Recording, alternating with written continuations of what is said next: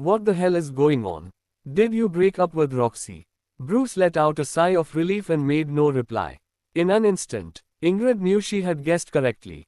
She immediately started creating a scene, crying out, "How can you do such a horrible thing to Roxy? If anything happens to her, I'm going to hang myself at the doorstep of Everett Corporation. You're so heartless. You've dated Roxy for 6 years and wasted 6 years of her youth. And now, you are leaving her like this. You're so merciless. I'm not going to live anymore." Hearing her, Sean sighed deeply and, with a sad face, tried to persuade Ingrid, saying, "We're at the hospital. Don't make a scene. Let's wait till Roxy's operation is over first. I don't care. If anything happens to Roxy, I'm going to hang myself at the entrance of Everett Corporation. I'm going to let everyone see that their boss is an emotionless, heartless man. Gosh, my dear Roxy, please stay alive. If something happens to you, how will we be able to take it?" Ingrid thumped her chest and threw a fit, catching everyone's attention. Back then, she used a similar method and went all out to force Joanna's mother to leave. In the end, Sean had no choice but to marry her as everyone was aware of what had happened. Now, she was doing the same thing again. Using this as an excuse, she was ready to make a big fuss. This time, it was to get her daughter into the Everett family. Her daughter was too shy to throw a tantrum. However, Ingrid was different. She had a lot of experience. With such a commotion, she was sure the Everett family would want to save its image. People in the hospital came over one after another to watch the drama. "What's going on? It seems like Mr. Everett's fiancée tried to take her own life. Huh, this is big news. Film them and post it on the internet." Just then, a doctor hurriedly came over to persuade Ingrid. "Please be quiet. You're not allowed to be noisy at the hospital. Ads by Pub Future. Please calm down and stop causing a scene." "How can I calm down when my daughter is dying? My poor daughter. I can't believe she has met a heartless man. Everyone, please be the judge. Mr. Everett wasted 6 years of Roxy's youth, and now he's going to dump her. Are you going to bully us, ordinary people, just because you're wealthy and influential? You have to give us an explanation today. What did Roxy do for you to throw her away like this?" Sean's head throbbed as he listened to Ingrid. "Gosh, what are you talking about? Stop talking." Then, he turned to Bruce and said, "Mr. Everett, give us an explanation. Speak. Don't stay silent." Ingrid knew that families like Bruce's valued their reputation the most. Under normal circumstances, after she threw a tantrum in public like this, he would choose to avoid unnecessary trouble and comply obediently to uphold his reputation. Margaret was also alarmed by the chaos. She rushed over and said, "Mrs. Haynes, please calm down. If you have anything to say, you can tell me about it." When Ingrid saw Margaret, she started acting more unreasonably. Sobbing, she complained, "You're finally here, old Mrs. Everett. My daughter was so hurt that she tried to end her own life. You know that Roxy is a simple girl who tends to overthink. You can't treat us like this. This is all Mr. Everett's fault. You have to give us an explanation and come up with a proper solution today." Margaret took a deep breath and coaxed, "Don't be so worked up. If Bruce really did something wrong to Roxy, we'll make it up to her. Well, Roxy's our spoiled little princess. She's not an easy woman you can chase away after giving her some money. I know that. We can sit down and talk about these things. Don't be so agitated. I don't care, Mr. Everett. You must give Roxy an explanation today. Otherwise, I'm not going to let this go so easily. I'll make the press come and show them what kind of bullies Everetts are." Hearing that, Margaret couldn't help but frown. For a woman of her age, dignity and reputation mattered the most. Ingrid's outburst would have a big negative impact on Everett Corporation. They're still operating on Roxy now, so calm down first. We'll talk about this after they save her. Don't worry, we'll give Roxy a proper explanation and make sure that she won't be wronged. Since Margaret gave her promise, Ingrid quit it and stopped acting out. Then, she began to weep. "Roxy, you've got to wake up." Bruce was sitting dejectedly beside the doorway of the operation room. He didn't care that he was at the hospital as he smoked cigarettes one after the other. He and Roxanne had been going out for 6 years. Now that he suddenly wanted to break up, it was understandable that she was devastated. As a matter of fact, he was the one who made a mistake. He couldn't blame Roxanne for it. Meanwhile, Joanna woke up in her ward. Upon hearing that Roxanne was being resuscitated after slashing her own wrist, Joanna was shocked. After all, Roxanne was her sister. Thus, she struggled to get out of the bed and went over to check what was going on. "What's going on? How's Roxy?" Upon seeing Joanna, Ingrid strode forward in a fury and snapped at her. "Joanna Haynes, it's all because of you. You have been hitting on Mr. Everett, shameless bitch. Are you satisfied now that Roxy tried to take her own life out of frustration?" Joanna was bewildered. "What are you talking about? Don't assume that I don't know. You've been flirting with Mr.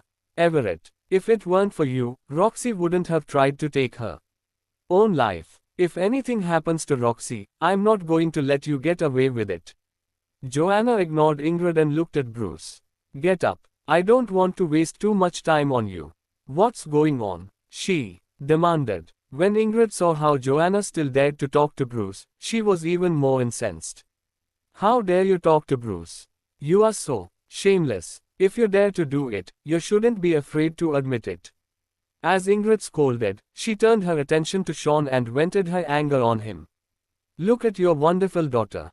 6 years ago, she ruined Roxy's marriage and took Roxy's place. Now, she's jumping out to wreck Roxy's life again. She's a devil. If it weren't for her, why would Mr. Everett want to break up with Roxy?" Sean was pissed, too. Moreover, he wasn't fond of Joanna, so he was even disgruntled at her now that such a thing had happened. "Joanne, why can't you just stay away from Bruce? 6 years ago, you created a big mess in the family. Now, you are doing it again. Why did we have to have a daughter like you? There are so many men in Report. Why do you have to go after your sister's boyfriend?" The color drained from Joanna's already pale face at that moment. All she could feel was the blood rushing to the top of her head. She could overlook it when others did not believe her and reprimanded her. However, even his own father did not believe her. Growing up, she worked hard and tried to excel in every way to get her father's approval and compliments.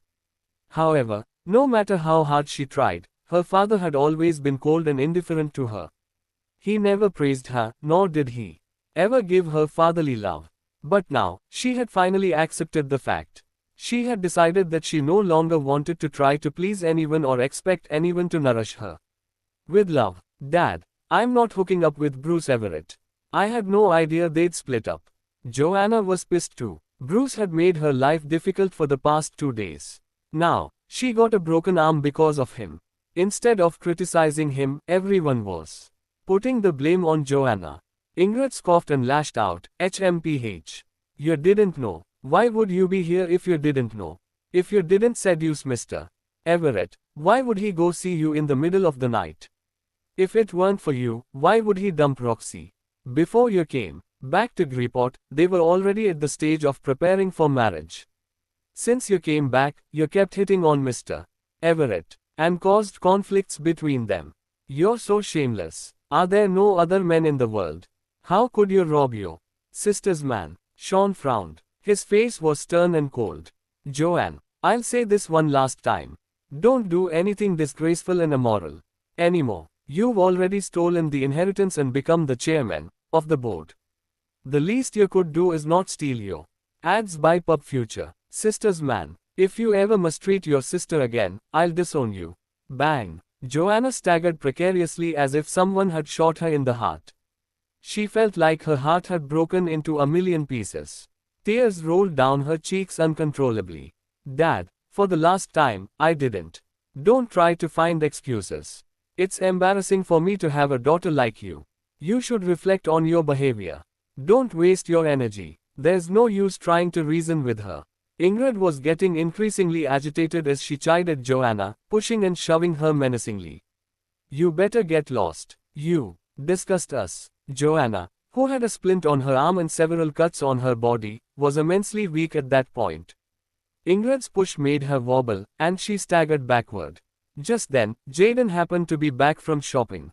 Seeing what was happening, he rushed over and caught Joanna in his arms. She was so thin that she felt weightless in his embrace. Jaden hugged her distressfully and felt more empathetic about what happened to her in the Haynes family. Joanne, are you okay? Well, if it isn't Mr. Grimm, you should control your girlfriend. Tell her not to go around hitting on another person's boyfriend, lest you be cuckolded and kept in the dark about it. Jaden's face darkened in an instant. He retorted, watch your mouth. When your daughter wakes up, you should ask her what she's been up to. My daughter is graceful and delicate. A promiscuous woman shouldn't be compared to her. You have no idea what your daughter has done, do you? Shall I show you? Joanna immediately tightened Jaden's hand. Her pale little face had a note of supplication. Jay, that's enough talking. Let's go. Roxanne had attempted to harm herself. If the matter of her cheating with a guy friend was brought to light, it could kill her. Joanna was not a saint, but she did not want to see Roxanne die. Jaden frowned in anger. Joanne, there's no need to be considerate to such unreasonable people. Jay, let's just leave. As Joanna said that, she started to cough and felt a sense of dizziness, and her legs wobbled. When Jaden saw this, he stopped the debate instantly. Joanne, calm down. We'll go now. I won't argue with lowly people like them. He looked at Bruce. Bruce Everett, if you call yourself a man, you ought to leave Joanne alone. You've already caused Joanne so much trouble. Please be kind and leave her alone. With that, Jaden put his arm around Joanna's shoulder and carefully carried her back to her ward. Bruce sat in the doorway of the ward like a stone statue. His mind was a mess, and he was extremely confused. Crack. At that moment, the door of the ward was opened, and a doctor came out. Ingrid and Sean rushed over to greet him and asked, Doctor, how is Roxy? Bruce also stood up subconsciously. We've finished the operation on the patient, but she's still in a critical condition. She needs to stay in the ICU to be kept under monitoring. Doctor, you've got to bring Roxy back. She's our only daughter. We can't let anything happen to her. Mrs. Haynes, we'll do our best. Can we go in to see her? Not for now. If you want to see her, you can see her through the monitor. Okay. Through the computer monitor, Roxanne was seen wearing an oxygen mask and looking as pale as a sheet. She was receiving IV drip through tubes and needles jabbed into her body. Roxy, you must wake up. What am I supposed to do if you don't wake up? Ingrid said and cried out loudly. Sean raised his eyebrows and patted Bruce on the shoulder. Bruce, you've been with Roxy for 6 years now. You have a complicated relationship with both of my daughters, so you should think about how to resolve it. You've hurt Roxy before, and she can't take being hurt again. Bruce frowned when he heard that. Ingrid whimpered, Bruce, you must be responsible for Roxy. She's a nice and innocent girl. She's different from other women.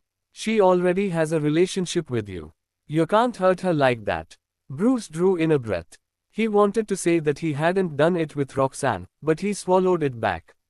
It was pointless to talk about it anymore. After all, they had been dating for 6 years. Nobody else would believe him if he said he hadn't had sexual intercourse with her.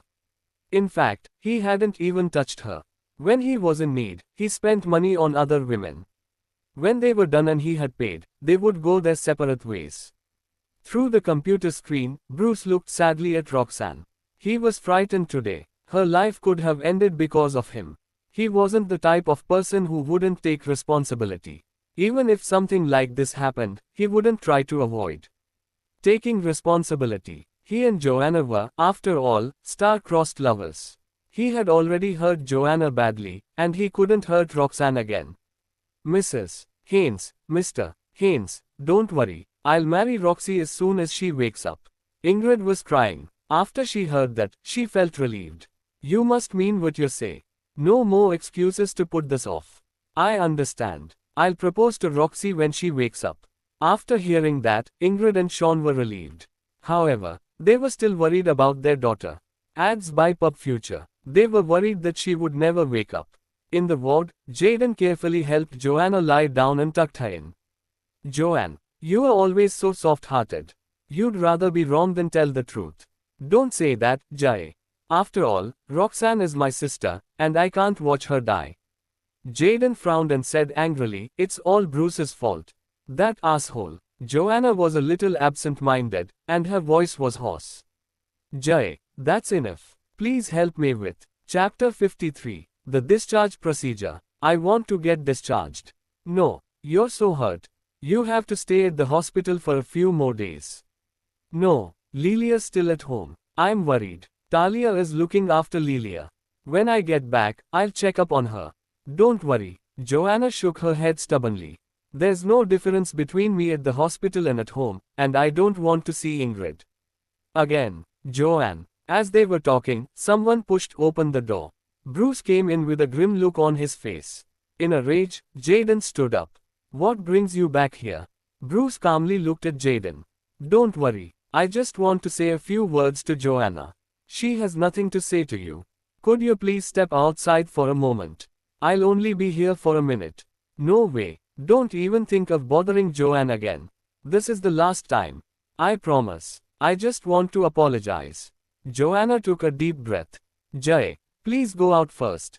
Jaden glared at Bruce. I'm warning you. Don't ever hurt Joanne again. With that, he stormed out of the ward. Joanna looked coldly at Bruce. Bruce, what do you want to say? Bruce's face was gloomy, and he pondered for a short while. He slightly bowed to Joanna, and he said solemnly, Joanna, I am sorry. Joanna was surprised and speechless. She never thought that Bruce would apologize to her. In an instant, a lot of the anger in her heart went away. Joanna's eyes sparkled, and she looked at Bruce with sadness in her eyes. Have a good life with Roxanne. Keep me out of your affairs. I just want to have a peaceful life. With a hint of hostility in his eyes, Bruce interrupted her and said, Joanna, one just want to ask you one last thing. Whose child was that? Bruce, I have answered you many times. The child has nothing to do with you and will have no effect on you whatsoever. After Bruce heard that, he took a deep breath and slowly let it out. Then, he took a black bank card out of his pocket and pushed it into Joanna's hand.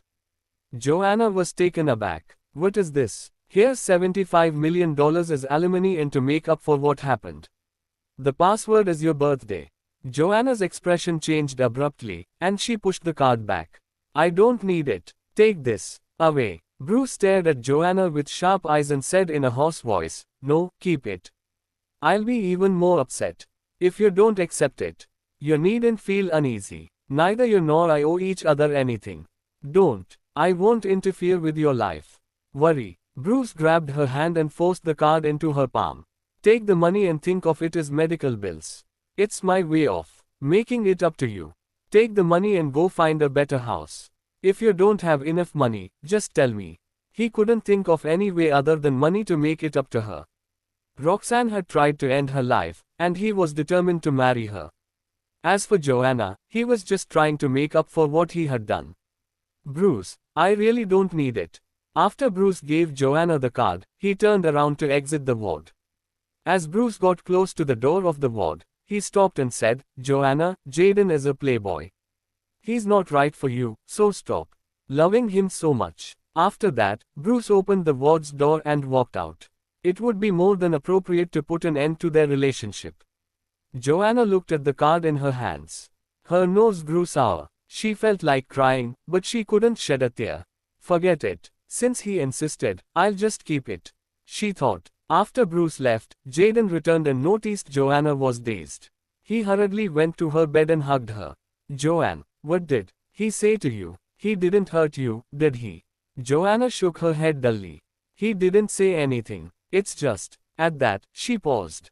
She thought, there are some things that I probably shouldn't tell him. Send gift. Comment. Have you completed the discharge procedure? Jaden frowned and said in concern. I haven't done it yet. You're hurt so badly. I still think you should stay in the hospital for a few more days. Joanna persisted and got out of bed. No, I can't stay in the hospital. Lilia will be scared if she doesn't. See Mel. Alright, then. I'll fill out the paperwork for your discharge. Okay. After half an hour, Jaden completed the discharge procedure. Joanna had also changed her clothing. It was just that having a splint on her hand was a little inconvenient. Jaden carried all the medicine and sundries. Just as they opened the ward's door, Sean suddenly appeared at the entrance. Joanna was surprised when she saw Sean. Dad, Joanne, what are you doing? He didn't know how badly Joanna was hurt until that moment. He was so angry that he didn't notice that Joanna's arm was broken. Maybe she didn't get enough fatherly love as a child. However, Sean's simple greeting warmed her heart. She thought Sean had specially come to see her. Dad, I'm all right. Don't worry. Sure, Sean replied indifferently. Ads by Pub Future. Well, Dad, what are you trying to say? Just tell me. Well, Mr. Everett has just appeared in front of us and promised to marry Roxy when she gets well. Joanna's eyes lit up, and she said, "Oh, I see." Sean straightened his face and said seriously, "Joanne, I don't want you to have anything to do with Mr. Everett anymore." Joanna was dumbfounded when she heard that. She thought he came to check on her condition. In the end, she was just too naive. Sean only thought about his two sons and Roxanne. How could he possibly care about her? He was not there to care about her but to warn her. I know that this will put you in a difficult situation. Nonetheless, you saw what happened to Roxy. Keep away from Mr. Everett. And don't hurt Roxy again. She is too fragile and innocent, and she doesn't know how to protect herself. You're her elder sister. You must give in to her. Chapter 54. Before Sean could finish his words, Jaden interrupted him and said coldly, "Mr. Haynes, you worry too much." Bruce was the one who was always bothering Joanne, not her. Also, your daughter is not innocent at all. Sean didn't listen to him at all and continued, "Anyway, it will be better if you and Mr. Everett stay apart. Look at Mr. Grimm. He's also a very talented young man. You found a wonderful man, so don't think about your sister's boyfriend." Dad, you think too much. I never kept Bruce in my mind. By the way, I won't ever take the initiative to go near him. You don't have to come all the way here to warn me. After saying that, she rushed forward. Joanne, hold on for a minute. I still have something to tell you. Joanna paused subconsciously when she heard that. Well, you have to remember to calculate the company's dividend for the quarter. Also, your two brothers and Roxy are all senior employees. Even if they aren't working for the company, you still have to pay them. Haha, Joanna could not help but sneer. Her last hope that her father would love her was shattered. She turned around and smirked at Sean. Dad, you think way too much. Employees can't get paid if they aren't working for the company. But, don't worry, Haynes Group will definitely pay you a 10% dividend, and I'll transfer all of it to your bank card. Joanne, Rick, RY, and Roxy are your brothers and sisters. Why can't you just turn a blind eye? Dad, I don't think they really need this salary.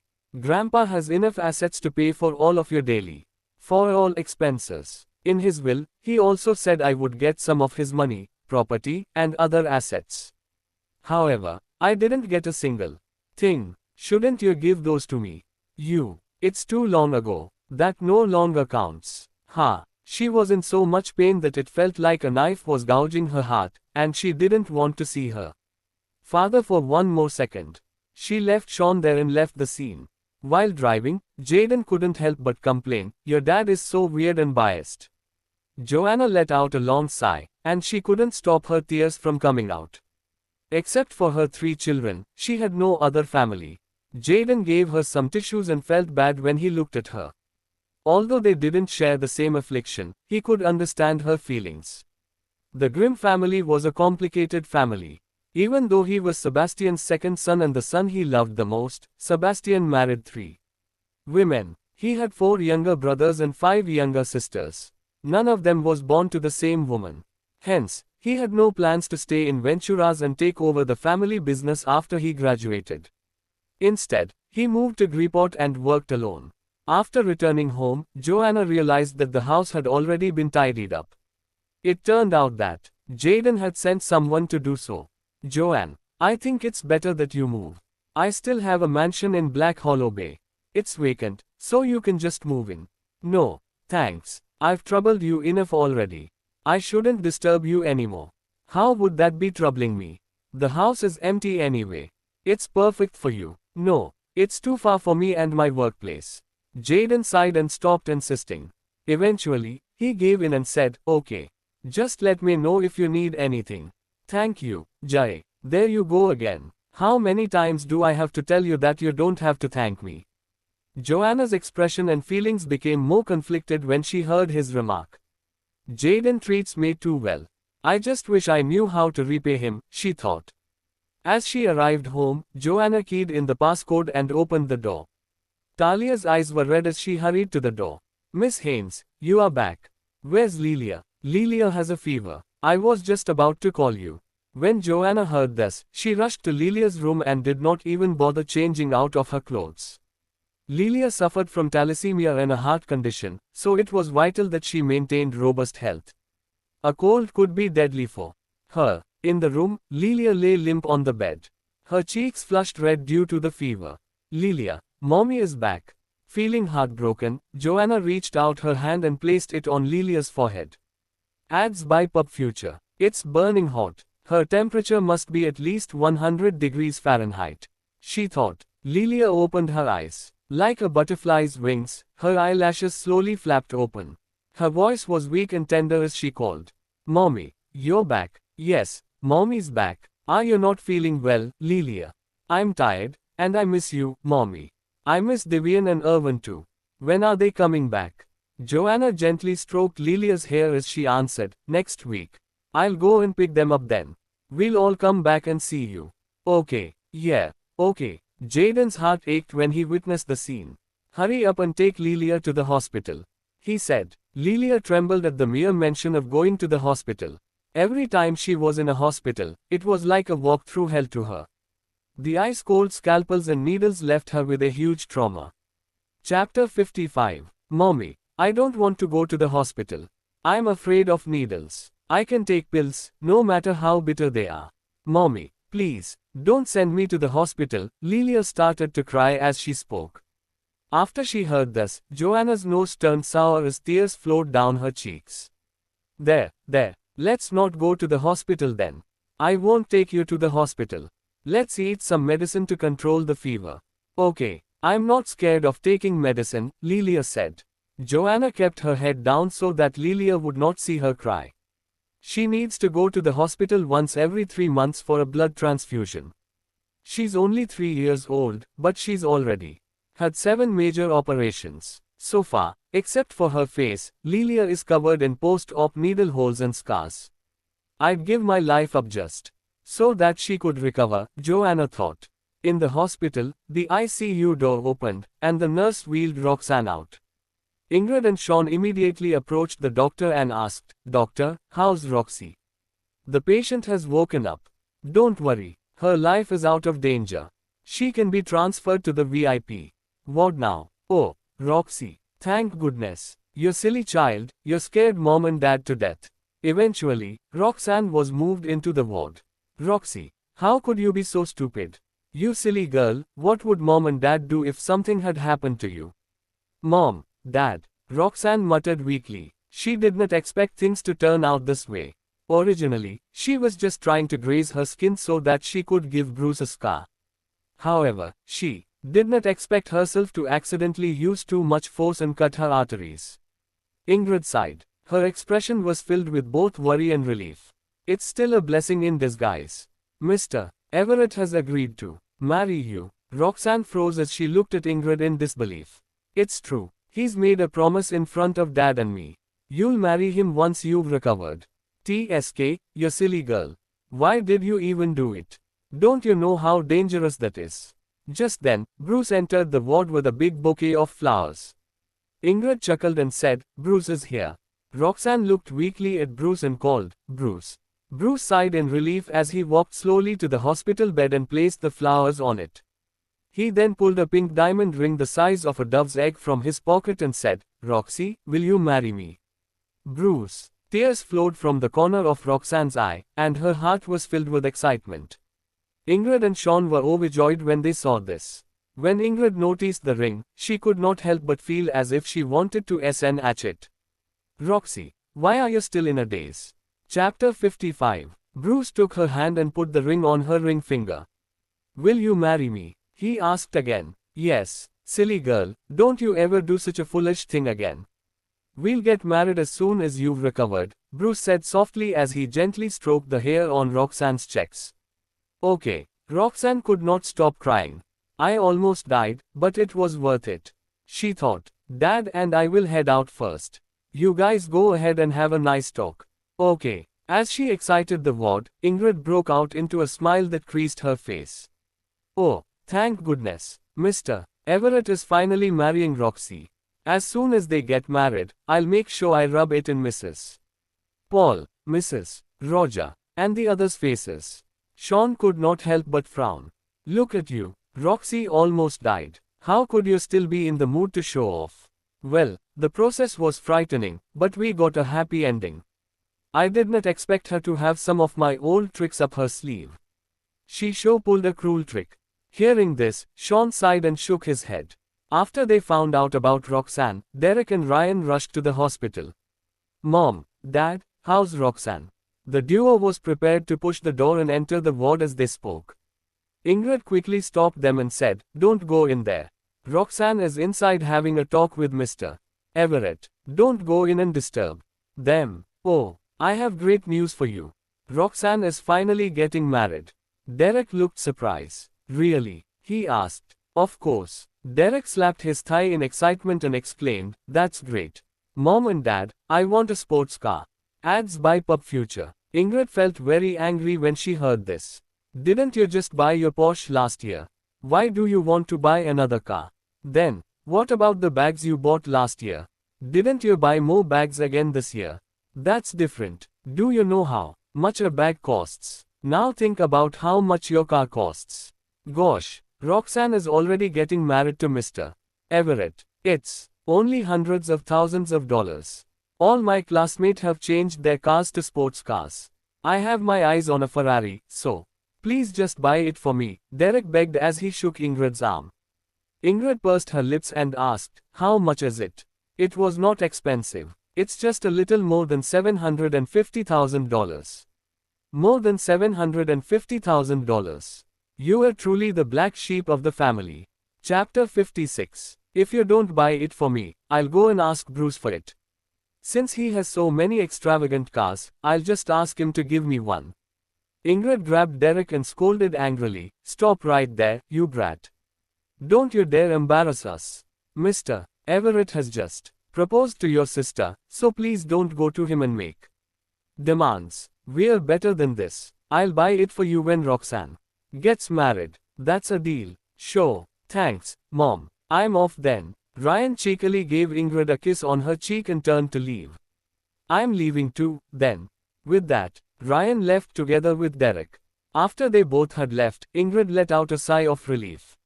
Suddenly, her expression darkened. Joanna, the little BH. Did she deduct Rick and Rice pay? No money has been sent for 2 months. Sean said dejectedly. Don't even mention her. She really is a pain. Not only did she cut off Rick and Rice payroll, but she's also stopped paying me too. Ingrid was even more indignant when she heard this. I told you to just hold a press conference and announce that you are going to sever ties with her. We'll see how she'll be able to stay confident. Wouldn't it be worse to sever ties with her now? She's running Haynes Group, so she can ask for quarterly dividends. This is so irritating. We can't just let her have her way. We must do something to stop her after Roxy marries Mr. Everett. After Ingrid and Sean exited the ward, Bruce suddenly felt self-conscious. He tried to make conversation, so he asked, Roxy, does it hurt? Well, a little. Never do such a stupid thing again. Okay, just focus on your recovery. When you are all better, we'll just get married. All right. With that, Bruce was suddenly at a loss for words. Looking at the bandages on Roxanne's wrists, his heart still felt heavy. You should rest. There's a meeting in the company soon, so I'll have to leave first. Sure. Bruce pecked Roxanne's forehead, got up, and left. Ingrid could not wait to enter the ward after Bruce left. She removed the diamond ring from Roxanne's hand and put it on her own finger. Quickly. Let me take a look at it. Wow. It's got to be at least 20 carats. Gosh. A big diamond ring is just so beautiful. Look at how shiny it is. Mom, let me wear it for a couple of days just to feel good. Chapter 56. Bruce walked out of the hospital, distraught. Just as he exited the hospital, a tall and thin young man ran to the hospital in a hurry. The two brushed past each other, and the young man ran so fast that he bumped into Bruce. "I'm sorry, so sorry." Bruce frowned and glared at the young man. However, he could not be bothered by it since he was in a hurry. The young man ran to the nurse's station and asked anxiously, "Which ward is Miss Roxanne Haynes in, please?" Gavin was worried sick when he heard what had happened to Roxanne. Disregarding the danger of being discovered, he rushed to the hospital just to visit her. "Oh, I'm a friend of Ms. Haynes. I came specially to visit her because I heard she had an accident.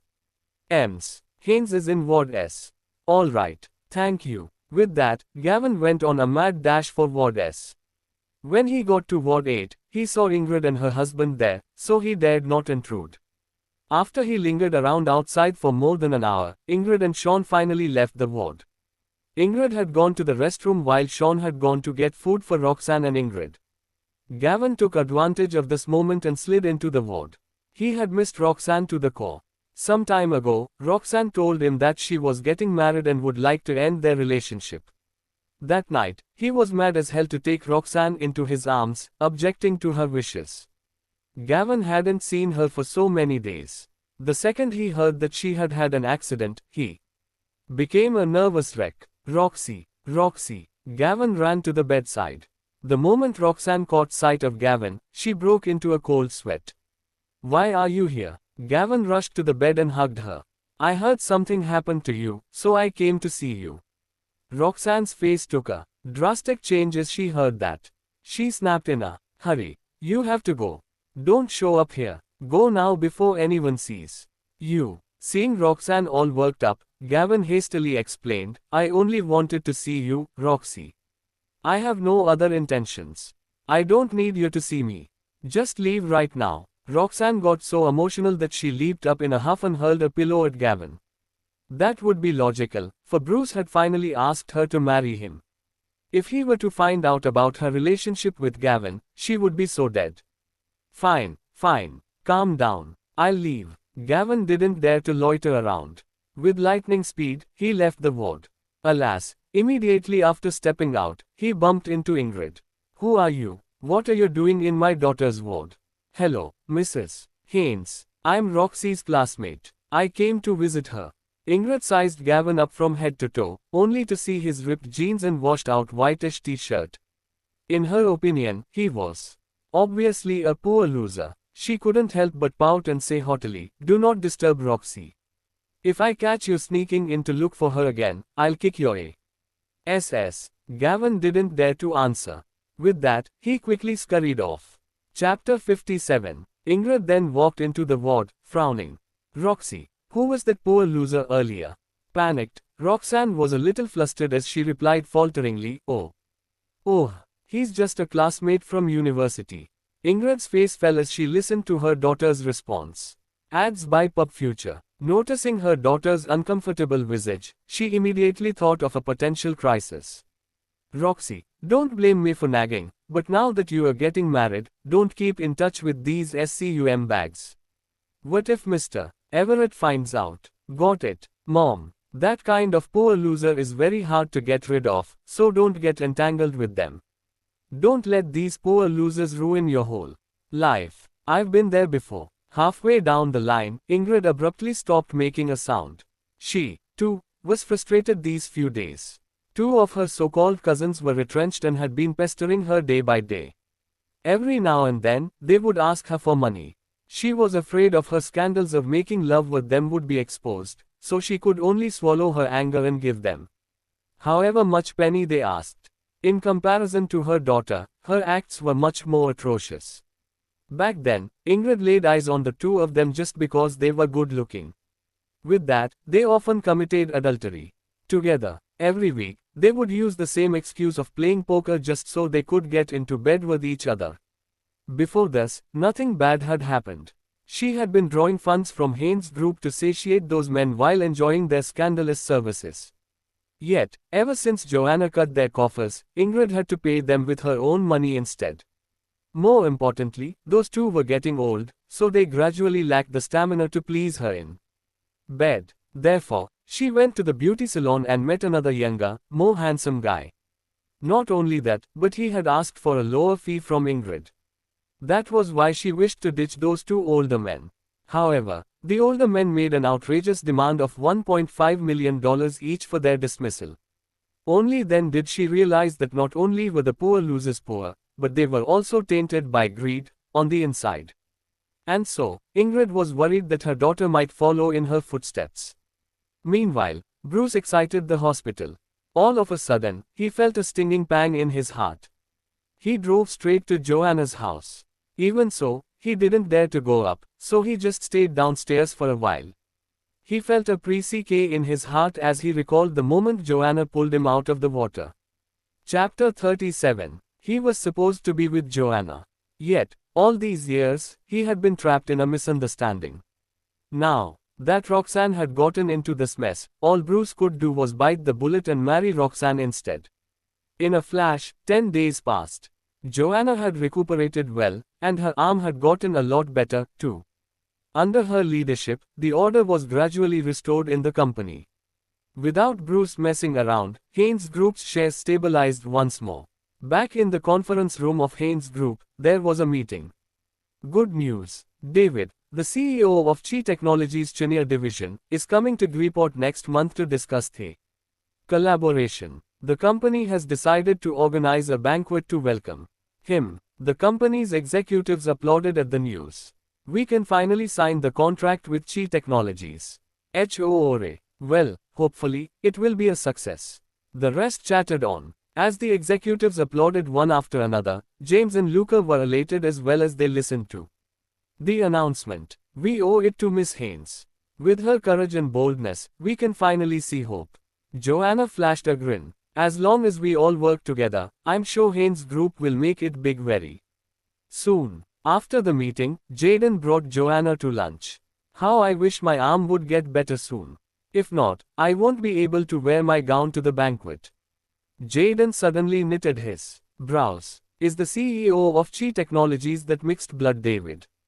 Joanna nodded. Do you know him? No, but I've heard of him. Jaden sliced the steak on his plate as his brows knitted to a tight knot. In actuality, he had always been in the loop of the background information of those famous figures in the business industry, so he knew them, more or less. Serving the piece of meat into his own mouth, Jaden went on, Do you need me to get you some public relations officers to attend the banquet? Public relations officers. Joanna was taken aback as she heard his words. That's right. If you get some beautiful ladies to accompany you, the contract signing will be smooth sailing. That's not necessary, right? With a solemn expression, Jaden put on a half smile and said, Joanne, you do know the unspoken rules of the business, right? Joanna also frowned when she heard his remark. Not only was David mixed blood, but he was also famous for knowing the domestic market like the back of his hand and being a player at the same time. Chapter 57. To make matters worse, Joanne was a gorgeous single Pringle. When she first worked at Chi Technologies, David had been taking special care of her. Even though he claimed to have made this trip to Griport for the partnership with Haynes Group, he had always sent the vice president to sign any contract in his stead in the past. Now that he was going to make a personal appearance, he had to have some other ulterior motive up his sleeve. Fine, then. All right. There are several A-list models in my company. All of them have voluptuous figures. Plus, they're all young and beautiful. It had certainly put up a good image for us to have them at the banquet. But Jay, is it really a good idea? I don't want you to force them. Don't worry, they're always looking for extra income. As long as they'll be paid, they couldn't be happier to accept the job. All right, I'll pay them according to the market rate. B. Send gift. Coming. Back at the hospital, Roxanne had been resting in her ward for over 10 days. The wound on her wrist was more or less healed up. On that very day, it was ultimately time for her to be discharged. Sean, Ingrid, and Bruce all arrived to pick her up. Oh, Bruce, now that Roxy has been discharged from the hospital, what is the play your marriage? Bruce could barely manage a smile on his handsome face. We plan to go pick the wedding gown in a few days, but only After Roxy's body has completely recovered. After that, we'll pick an auspicious date to get engaged. Ingrid's mouth twitched slightly as she listened to his speech. An engagement. What's the point of getting engaged? Why can't they skip all these and get their marriage certificate at once? She wondered. Of course, she didn't have the temerity to tell them that. After all, if she were to press the matter, she would make her daughter look bad and cheap. Okay, then, you two call the shots. As your elders, we'll only offer our advice when needed. Let's hop in. The driver opened the car door. Ingrid got into the car first, followed by Roxanne and Sean. Bruce was the last to slide into the car. As the car headed for the Haynes residence, Bruce's heart became heavier and more entangled as he thought of his feelings toward Roxanne. He suddenly discovered that he actually didn't have a thing for Roxanne at all. After all these years, he remembered never having a stir of rush whenever he faced her. Even so, he could only muster his courage and go with the flow. The first thing that came to Ingrid's mind the second she reached home was to make a phone call. Ads by Pub Future. Hello, Mrs. Roger. My dear Roxy is getting engaged. Well, who else would it be? Of course, it's Mr. Everett. He has even bought a pink diamond that's at least 20 carats and proposed to Roxy. After a while, Ingrid dialed another number. Hello, Mrs. Paul. Roxy's getting engaged next month, so you have to come to witness the ceremony. Ingrid couldn't hold back her overflowing joy as she rang up those housewives of the upper echelons to brag about it. A few days later, the news of Bruce getting engaged with Roxanne from Haynes Group spread like wildfire. All the Greeport socialites couldn't stop scoffing. Another engagement, huh? Didn't they already have one 6 years ago? What good had come out of it? HMPH. Did you see how smug Ingrid has been? How could the Everett family take her daughter in? Who does she think she is? Mr. Everett is also really blind to have chosen Ingrid's daughter, of all women. 10:18. Chapter 58. I heard that it was her daughter who had cut her wrist and threatened Bruce into submitting to this marriage.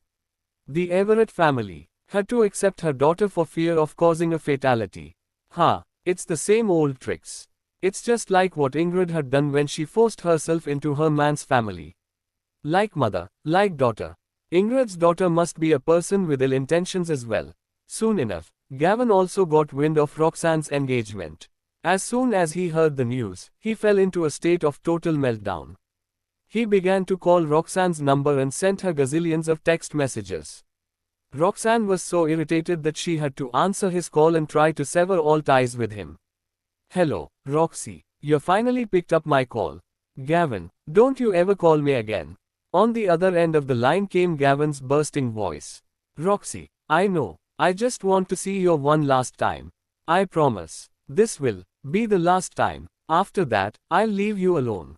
Face. Roxanne gulped on that note. No, Gavin, we do not see each other anymore. There's no way I would let Bruce know about us. But I miss you, Roxy. I really do. On the other end of the line, Gavin muttered the same sentence over and over again. Alas, Roxanne relented and agreed to his pleas. Fine. See you at our usual meeting place. Great. You've got to come, Roxy. In the blink of an eye, Roxanne arrived at the sushi bar. Gavin was already waiting in the private room. I missed you like hell, Roxy. When he caught sight of Roxanne's presence, he pounced on her and held her in his arms. Furrowing her brows, Roxanne jostled him. Gavin, we have to stop doing this, all right. I'm getting married. We ought to stop meeting up in the future. I know. As Gavin replied, he was busy planting kisses all over Roxanne's cheeks.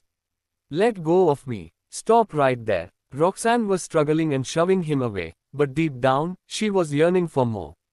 Roxy, I really missed you. I missed you so much. Rest assured, I won't disturb your life, and I won't cause you any trouble. As he said that, Roxanne wriggled for a bit before her breath became light. Don't do this. Stop. Did you miss me, Roxy? Gavin knew that she had always enjoyed the thrill, so he made sure to always give her a different experience. In truth, Roxanne couldn't suppress her desire anymore, for she had spent more than 10 days in the hospital. She had wished to turn him down, but she caved in because Gavin genuinely had a knack for it. 10:18. Chapter 58. Roxy. Let's forget about your engagement, okay? Yes, sure, soon. Roxanne's heart melted into a puddle. Both of them had never stepped out of the room all afternoon. After the incident, the heat dissipated. Roxanne regained her sanity on the spot. She knew she had to stop allowing Gavin to badger herself like that. As they always said, if one played with fire, the person was bound to get burned sooner or later. Once Bruce found out about this, even the Haynes family would be doomed. Gavin, I am really getting married. Let's not contact each other ever again. Here, there are $40,000 on this card. Treat, it is my compensation for you. Don't come bothering me again. Gavin took a puff on his cigarette and blew it toward Roxanne's face. I don't want any money, Roxy. I only want you. As Roxanne was getting dressed, she said peevishly, you already know it, Gavin. I'm getting married, into the Everett family. And you simply can't give me the happiness I desire. If you really love me, don't stand in my way and take my happiness away from me. Gavin leaped up and embraced her again. I'll never stand in your way, Roxy. I won't even stop you from marrying into the Everett family. I only hope that we can continue our relationship. Even if you're married, you can always call me up. No way, you'll only get me killed. Roxanne spurned his wishes outright. But, Roxy, before anything else could happen, Roxanne had already finished tidying up herself and scurried out of the sushi bar. Unlike the Haynes family, the Everett family traveled everywhere with bodyguards. If she were to stay entangled with Gavin, Bruce would undoubtedly be informed one way or another. The happiness that I've traded with my life mustn't be made a blunder by Gavin. She yelled in her heart. Half a month later, David finally arrived at Greyport, along with several senior members of Chi Technologies. The engagement banquet of Bruce and Roxanne would also take place early next month. At Everett Corporation, Andy reported to Bruce about work as usual. What? Joanna is throwing a banquet just to receive the CEO of Chi Technologies. Yes, I heard that the CEO of Chi Technologies' Chenier division, David, will come to Greyport for an on-site inspection. Miss Haynes is going to hold a cocktail party to welcome him and his entourage. At the same time, they've invited some elites in the industry as well. It looks like Miss Haynes is ready to give it her best shot and become a part of the Greyport business community. Ads by Pub Future. Upon hearing the story, Bruce put on a darkened visage. When's the event taking place? Why am I not informed? The message from Miss Haynes only came in yesterday. I've just received the message, too. Was I not invited? When Andy heard that question, he looked at Bruce in astonishment. That would make sense, for Bruce had always loathed that sort of crowded event. On top of that, he had never wanted to attend any of those gatherings. Consequently, Joanna didn't send him an invitation either. Well, I don't think so. Chapter 39. No matter what, I'm still a shareholder of Haynes Group. How can they not invite me for that? Call Joanna and tell her I'm attending. All right. Andy was about to make the phone call when Bruce opened his mouth once more and said, no, wait.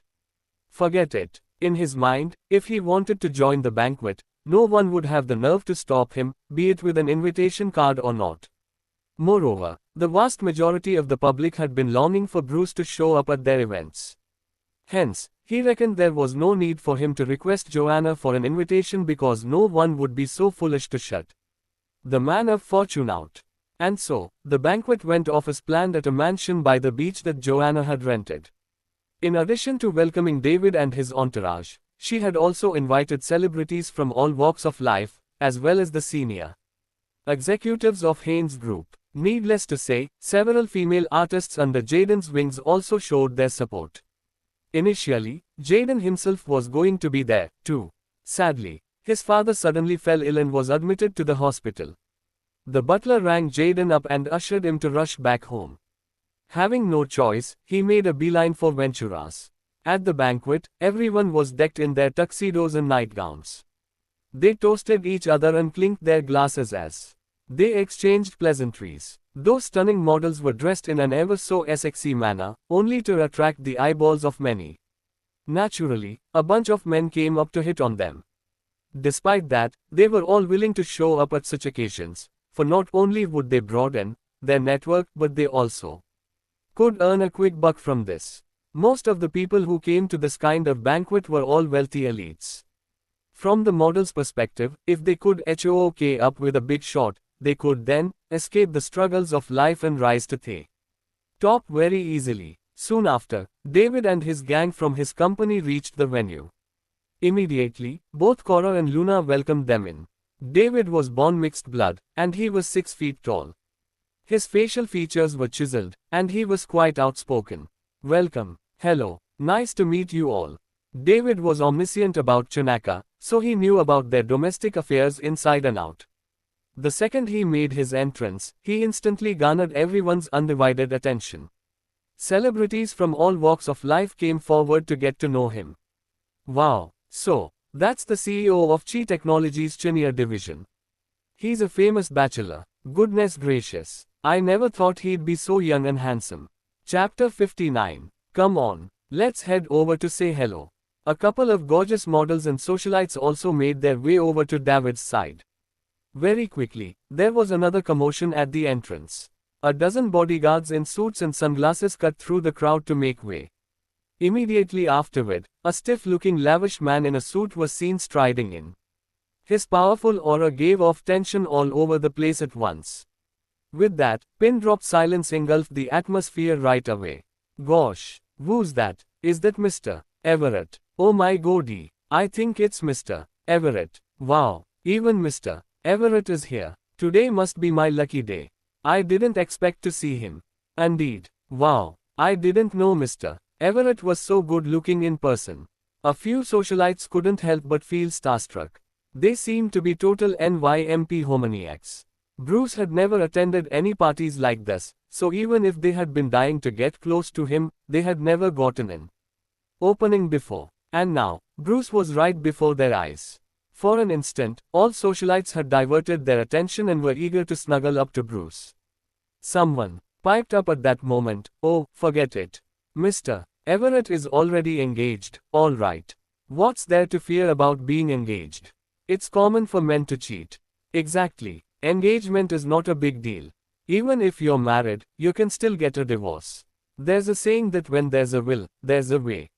Let's go and say hello to Mr. Everett. I wouldn't dare to. I'm not that confident. I'll go if you don't. I'll go too. As such, a few beauties, each grabbing a glass in their hands, walked toward Bruce in groups. When the other two saw that, they also hastened to carry glass and went over. Indeed, for someone with Bruce's status, plenty of women were willing to become his lover. After Bruce entered the venue, he did not say anything.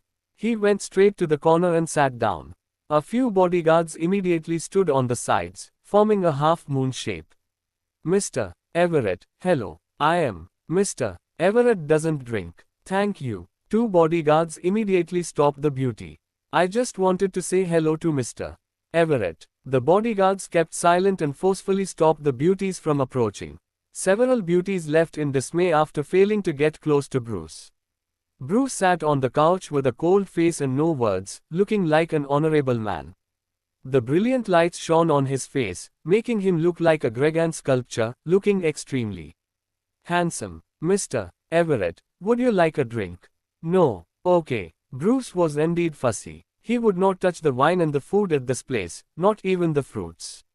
Usually, when he went out, he would only drink the pure water brought by his assistant, which cost over $150 per bottle. His falcon-like eyes started looking around in the crowd for Joanna. Sadly, there was no sign of her after he searched for a round. It was not yet time for the official start of the party. Thus, Joanna was still upstairs. Bruce hated this sort of occasion. Even though he was sitting in the corner, he could feel the glare coming from all sides. Chapter 60. It made him feel totally uneasy, and he wanted to go home. Ads by Pub Future. However, thinking of Joanna, he was suddenly reluctant to leave. As such, he patiently waited for another 10 minutes. The party officially started. A room on the second floor swung open slowly. Joanna came out of it. The staircase in this mansion was Y-shaped, and both sides could go upstairs, forming a turning stair. Halfway in the middle, there was a platform for people to stand on and host the event. Joanna gracefully stepped down to the platform and waved to the crowd downstairs. She spoke into the microphone. "Welcome to the party, everybody. Let's have fun tonight." Clap, clap, clap. Applause sounded downstairs, and all eyes were on Joanna. "Wow, Miss Haynes looks gorgeous today. She's the goddess of my dreams." Tonight, Joanna was wearing a dark velvet backless gown. With her high skirt, her fine legs could be seen clearly. The back of the gown was empty and displayed the dazzling fair skin on her back perfectly. As her arms had not completely recovered, she was wearing a pair of black lace arm casts. Her hair was tied in a bun, and an expensive diamond necklace adorned her neck. Under the light, she looked extremely elegant and charming. "Here comes Miss Haynes. Here comes Miss Haynes. Joan, long time no see." David welcomed her passionately. She also smiled and shook David's hand, followed by a polite kiss on the cheek. "Long time no see." David's brown eyes kept gazing at Joanna closely. "Joan, you're gorgeous tonight." "Thank you. Let me introduce you to my company." "Oh, can we not talk about work tonight?" David raised an eyebrow and smiled at Joanna. Joanna smiled apologetically. "Sorry. Let's welcome Miss Haynes and Mr. David to do the opening dance." The guests clapped again. David took a gentleman bow and made a gesture of invitation. Joanna smiled while reaching for David's hand. David kissed the back of Joanna's hand gently, and they smiled at each other. Chapter 60. With the sound of a beautiful melody, the two of them started dancing. They performed a waltz in the middle of the dance floor. In the corner, Bruce watched the two of them dance amiably, and his face darkened instantly. As a matter of fact, it was the first time he had seen Joanna in something so revealing and say XY, not to mention her heavy makeup. Even though she was really beautiful, he did not want so many people to see her say XY side. Ahem. Bruce frowned and coughed dryly, then loosened his stick. Immediately, he picked up a glass of wine on the wine table and emptied it. In fact, he never drank like that at a dinner party. However, he now only wanted to drink for the moment. He would drink anything in front of him, even whiskey. On the dance floor, Joanna and David finished dancing to a whole song. After bowing to the crowd, they walked out of the dance floor. The MC took over the rest of the event. Joanna and David found a corner and sat down. "Cheers, cheers." David and Joanna exchanged toast and started chatting enthusiastically. The other guests started inviting their partners into the dance floor. Another toast. As the host, Joanna could not refuse it. After she had 3 drinks with David, her cheeks started to burn hot. "Cora." Joanna lowered her glass and winked at Cora, signaling her to arrange some beauties to entertain. David, I'd like you to meet some beauties." Instantly, Cora summoned some beautiful models. However, David was not too impressed with the models. He had only Joanna in his mind. "Joan, it's been so long. I've got so much to tell you. I'm so glad to see you today. Let's get wasted tonight." David stared at Joanna with an ambiguous look. Joanna managed a reluctant smile. "I can't drink anymore." No. "I know how much you can drink. Let's have another drink." "I won't be happy if you don't drink." Joanna had no choice but to have another round of drinks with David. Chapter 60. However, she was really not good at drinking. After a dozen glasses of red wine, she was getting drunk and started sweating. "Joan, you're really gorgeous tonight." David leaned in, thoughtfully wiping the sweat on her face. Joanna was completely drunk as she started limping on the couch. "Joan, let's have another drink." "I'm not satisfied yet." Seeing that Joanna was drunk, David still offered the drink to Joanna. In the corner, Bruce's entire face darkened. He had been enduring it. After all, he was about to get engaged to Roxanne. Hence, he did not want to get involved in gossip. But now, he couldn't stand it any longer.